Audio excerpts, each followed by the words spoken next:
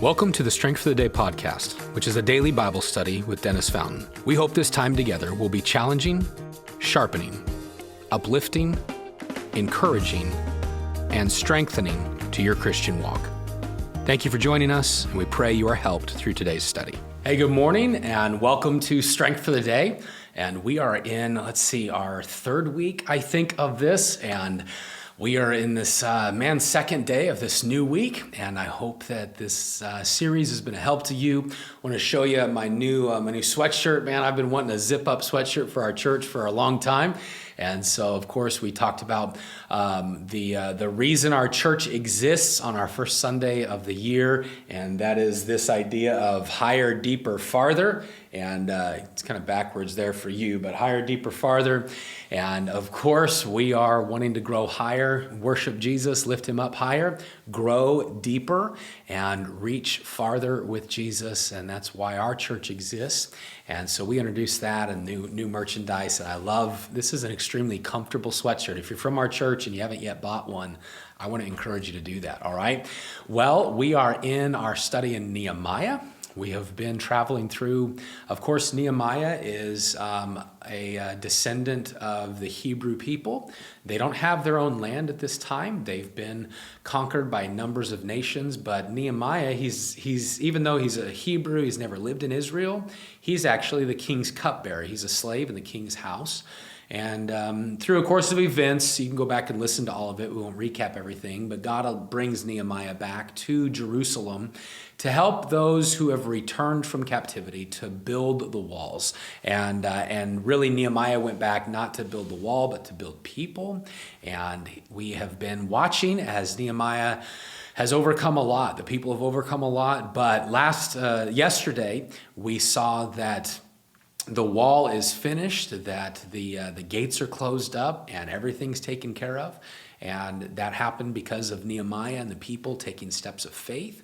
And today we're going to look at chapter number 7, just the first 4 verses today, not as long of a portion as yesterday, but just the first 4 verses. And here's what we're going to learn today. Done doesn't always mean done. All right.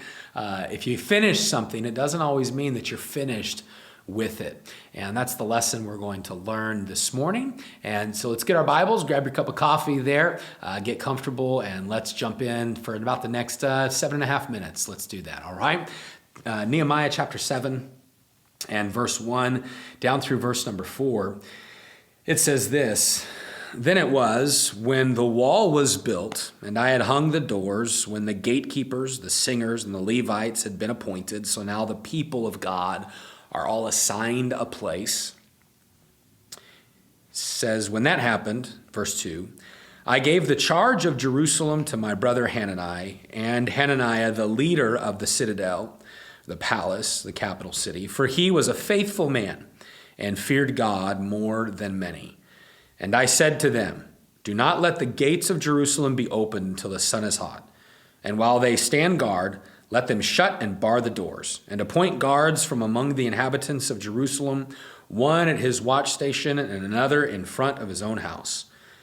Verse 4, now the city was large and spacious, but the people in it were few, and the houses were not rebuilt. If you go to this passage, what takes place, Nehemiah just sets up kind of the guards. He sets up a watch. Of course, when we read there about the gatekeepers, the singers, and the Levites, it's basically kind of helping us understand up until this point, the people have been just building the wall. Before Nehemiah got there, they weren't fulfilling anything. They were just doing their own thing. Then Nehemiah got there, organized. The people accomplished the wall.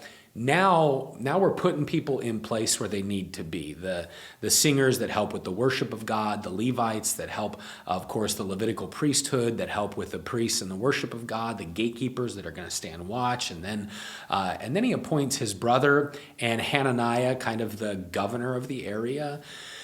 And he gives them some instructions. And the instructions he gives them, of course, to set a watch, don't open the gates until the middle of the day, shut the doors and bar them, and tell the watchmen to stay alert, because Nehemiah knows that even though the wall's finished, the people, verse 4, they're very few, their houses weren't rebuilt, and so there's no defense within the city. And so Nehemiah, he continues to instruct and inform and help these people understand. The wall is done, but that does not mean that our work is done. Here's what I want us to jump into and understand today, just from these verses. Nehemiah understood a principle that you and I really need to wrap our minds around consistently, and that is that as we take steps of faith to grow in the Lord, as we develop as a Christian, as we accomplish things, and maybe if you're like me, you kind of put a check mark on things that get done, that in our journey with the Lord, we're never done.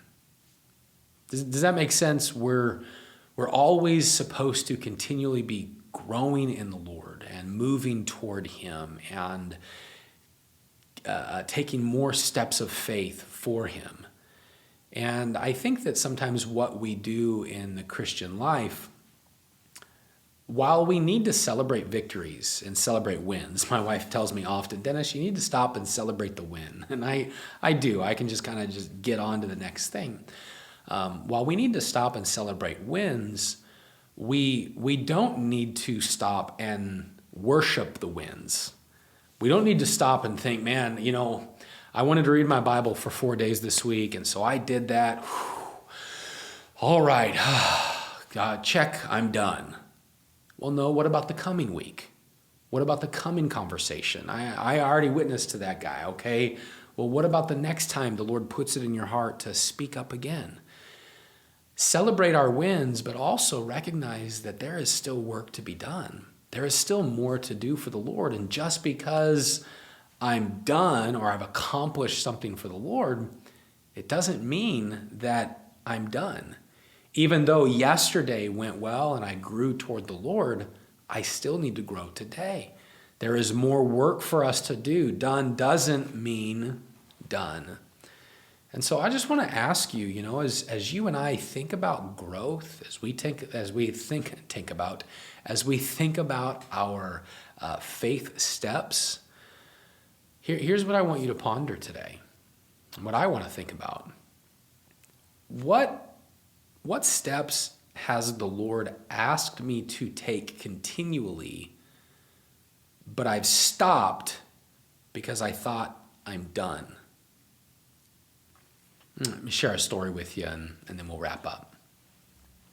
As I began to pastor, of course, we're coming up the church's 13th anniversary. I can't believe that it's been 13 years.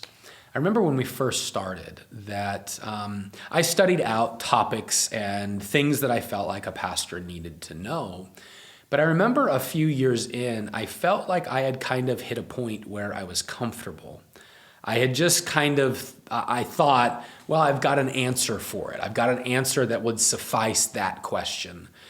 And so in my own personal growth as a pastor and what I believe and why I believe it, the philosophy of ministry, why we do certain things at church or don't at church, or why we maybe hold to certain teachings or don't hold to others, some of that, you know what I had to do? I had to realize, even though I had a foundation of knowledge about those subjects, I still need to grow in those subjects. Even though Hannah said yes and married me almost 20 years ago, I can't believe that. You pray for her. But even though she said yes and we've been married for 20 years, can I tell you what I've had to do is I've had to realize that every day I have to mentally, emotionally, everything I have to say yes again. Today I'm all in. And every day I need to grow more in love with my wife. I need to serve. I need to give. Can I tell you that's how our relationship with God should be? The Lord wants you and I to continue to grow, continue to give, continue to worship, continue to follow.